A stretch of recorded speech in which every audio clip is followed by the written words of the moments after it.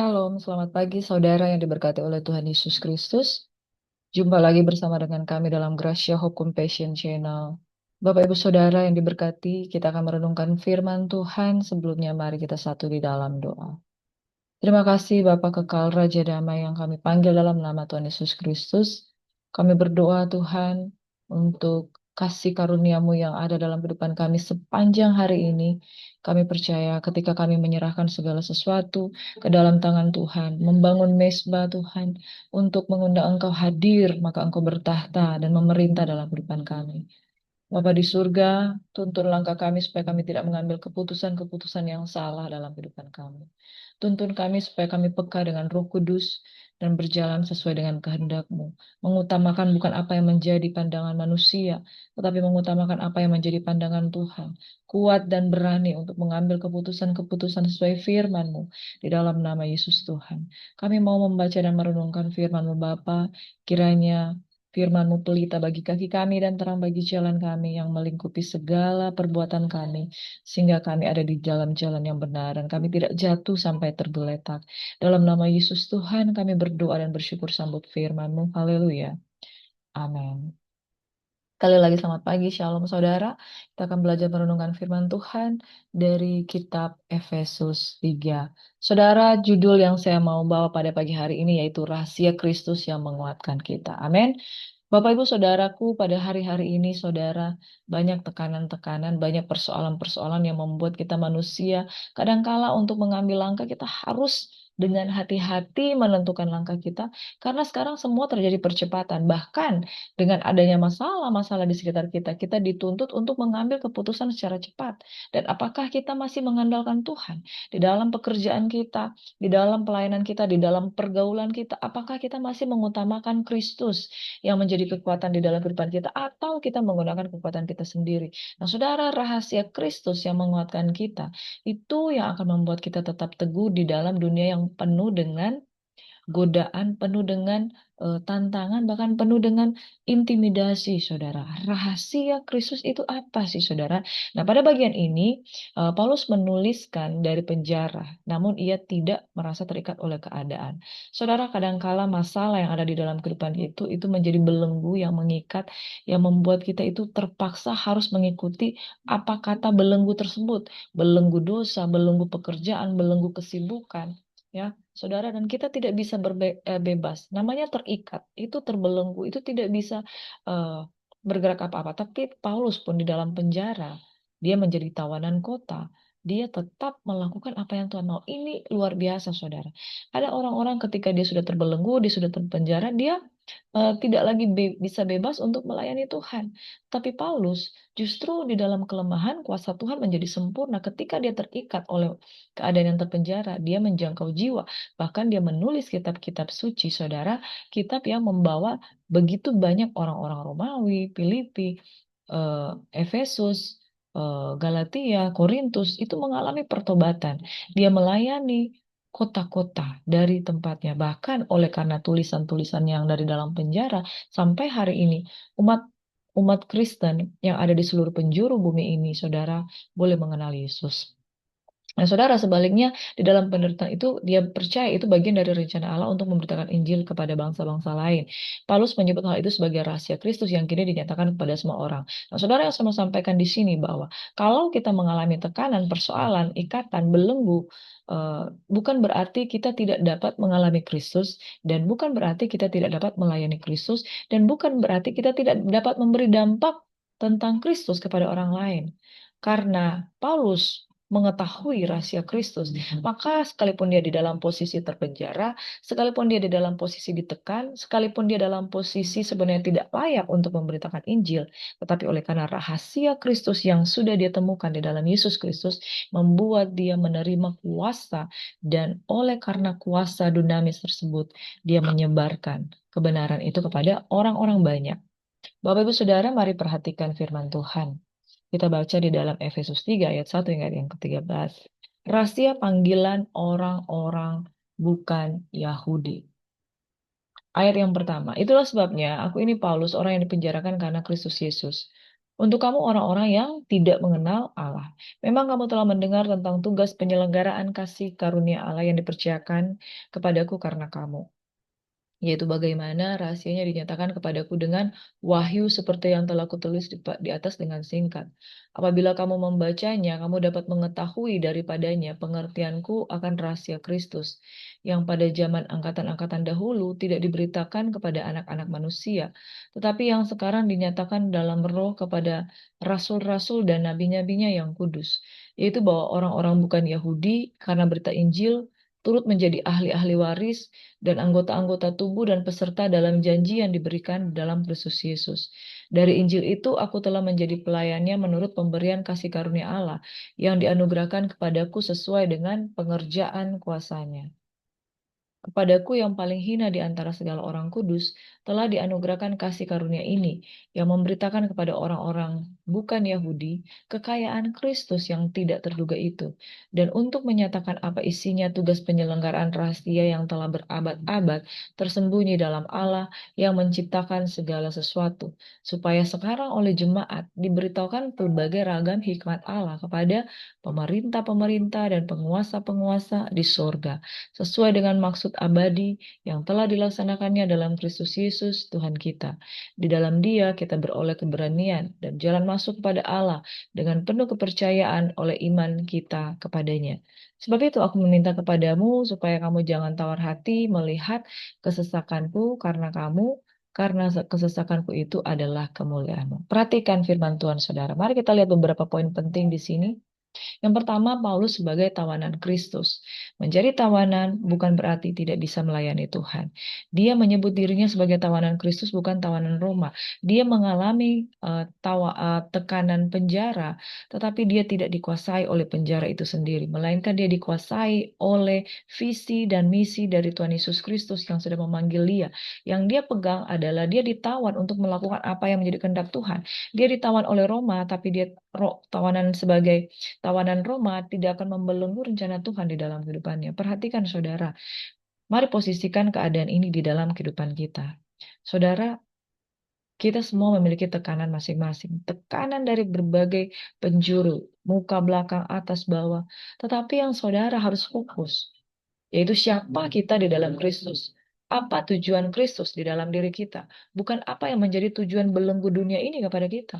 Jadi dia melihat penderitaan yang dialami itu dari kacamata perspektif Tuhan. Dari perspektif kehendak Tuhan. Tuhan mau saya seperti apa?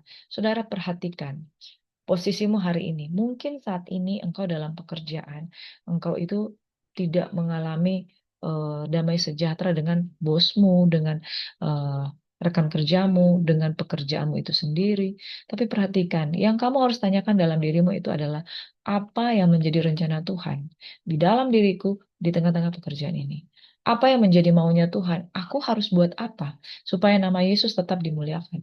Aku harus buat apa supaya aku tetap memberitakan Injil? Aku harus buat apa kepada teman-temanku yang aku temui di sekeliling? Apakah mereka melihat Kristus dalam aku, atau mereka melihat aku hanya sebagai seorang yang berprestasi dalam pekerjaan? Nah, sikap ini mengajar kita untuk jangan tawar hati, saudara. Ada kesulitan dalam pelayanan, ada kesulitan dalam hidup sehari-hari, ada kesulitan di dalam berumah tangga. Saudara, jangan cepat mundur, jangan cepat menyerah, jangan cepat-cepat. Saya mau cerai. Kalau sudah ada masalah dengan suami, saya mau cerai aja, saya mau pisah, saya mau tinggal aja. Mari saudara, kita menjadi tawanan Kristus, kita mau menjadi pribadi yang mengenal dan mengasihi Kristus, dan tetap melakukan apa yang Dia mau. Amin. Menjadi seseorang yang sibuk dengan pekerjaan bukan berarti saudara tidak bisa melayani. Saudara punya hikmat, saudara punya pikiran Kristus, saudara punya kuasa doa. Saudara bisa mendoakan orang-orang sekitar. Amin. Doakan pegawai-pegawaimu setiap hari, doakan pemimpinmu setiap hari, doakan bangsamu setiap hari, doakan orang-orang yang kamu temui setiap hari, supaya Tuhan jamah mereka, supaya mereka pun mengalami lawatan Tuhan dan atmosfer di tempat kerjamu itu mengalami perubahan oleh karena Kristus. Sebagai tawanan Kristus dan bukan sebagai tawanan pekerjaan, sebagai tawanan Kristus dan bukan sebagai tawanan penjara, bukan sebagai tawanan Roma, tetapi menjadi tawanan kehendak Tuhan. Yang kedua, ketika dia hidup sebagai tawanan Kristus, maka dia mengalami bagaimana revelation itu terjadi, pewahyuan ya, disingkapkan tentang rahasia Kristus. Rahasia, secret, harta karun yang dimaksud bukan sesuatu yang tersembunyi untuk selama-lamanya, tetapi rencana Allah yang sebelumnya tertutup kini dibukakan melalui Kristus. Nah, bangsa-bangsa Yahudi dan bangsa lain atau non-Yahudi, the Gentile, sama-sama mendapat bagian di dalam janji Allah. Inilah kabar baik bahwa keselamatan dan kasih Tuhan terbuka untuk semua orang tanpa perbedaan suku, bangsa, maupun status. Ini rahasia yang sudah disingkapkan bahwa semua orang itu berhak. Saudara bayangkan harta karun itu yang disembunyikan, yang hanya untuk bangsa Yehuda, sekarang dibukakan dan semua orang diajak, ayo ambil, ambil, ambil, ambil. Semua boleh menikmatinya.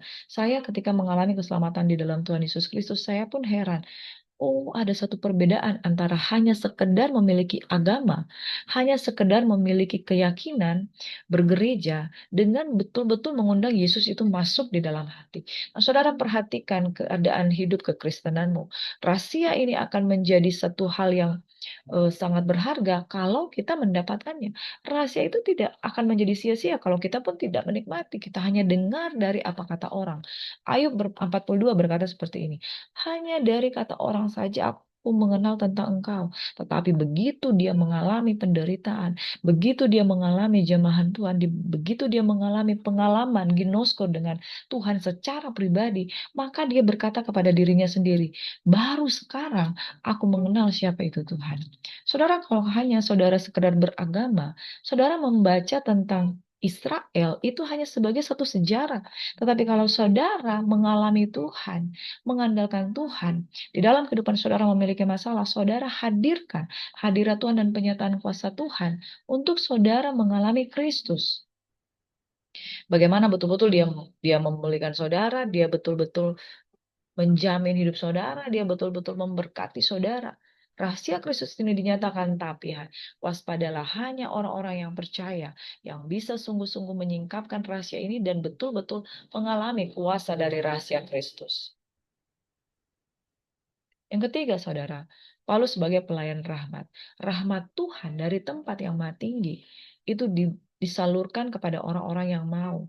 Pelayan rahmat adalah orang-orang yang meneruskan kasih karunia Tuhan yang sudah dia terima, yang sudah dia tahu, yang sudah dia kenal, supaya lebih banyak lagi orang yang menerima rahmat Tuhan.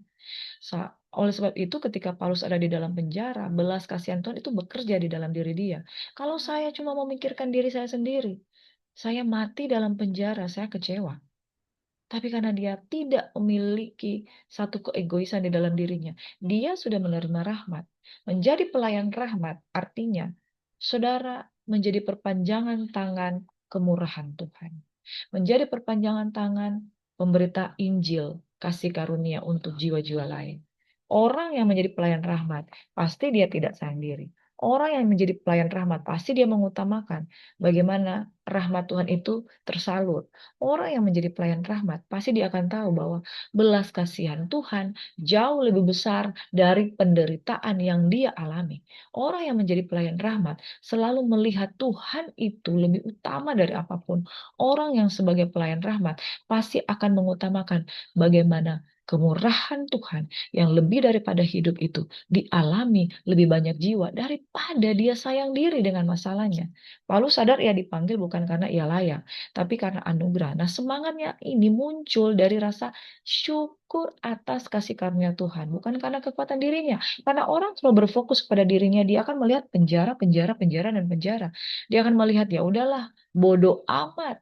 Ya, seperti Hizkia, asal ada keamanan di dalam negeriku, dia nggak peduli kalau bangsa Yehuda itu akan masuk ke dalam pembuangan. Saudara, kita tidak menjadi hamba Tuhan yang asal saja. Asal begini, asal begitu, yang penting saya aman, gak bisa, saudara. Mari ingatkan bahwa pelayanan sejati lahir dari kerendahan hati dan rasa syukur. Oleh karena rasa syukur, orang yang tahu berterima kasih, go spread the gospel. Pergi dan sebarkan Injil. Yang keempat, saudara, hikmat Allah yang dinyatakan lewat gereja Tuhan. Melalui gereja Tuhan, hikmat Allah diberitakan bahkan sampai kepada dunia rohani. Gereja dipanggil untuk menjadi saksi yang hidup menunjukkan kasih dan kebesaran Kristus kepada dunia. Kalau kita tidak menyadari rahmat Tuhan, maka kita akan sembunyi sendiri itu rahasia Kristus. Tetapi karena kita menyadari rahmat Tuhan, maka kita menjadi saksi. saksi yang menunjukkan kasih, saksi yang membesarkan Kristus, dan saksi yang tidak berhenti memberitakan Injil. Hikmat Allah yang dinyatakan lewat gereja ini membuat kita sadar bahwa tugas panggilan kita itu untuk menggantikan Yesus Kristus yang sudah selesai 3 tahun setengah di dunia ini.